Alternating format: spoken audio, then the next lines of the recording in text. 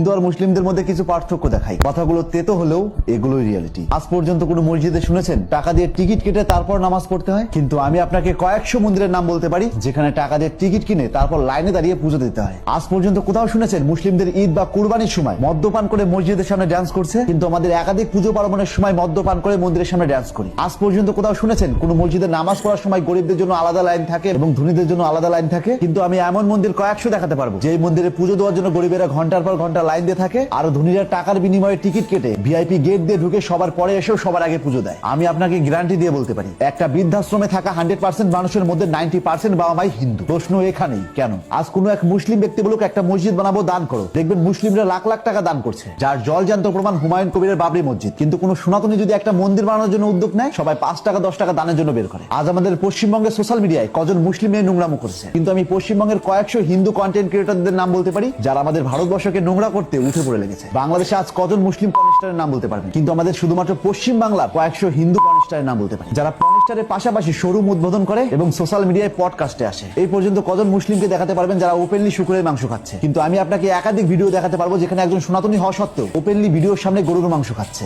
আজ পর্যন্ত মুসলিম ধর্মগুরু মোহাম্মদ সাল্লাল্লাহু আলাইহি ওয়াসাল্লাম ও কুরআন নিয়ে একজন বাজে মন্তব্য করেছেন আর সমগ্র মুসলিম প্রতিবাদ করেনি, এরকম ঘটনা কটা দেখাতে পারবেন?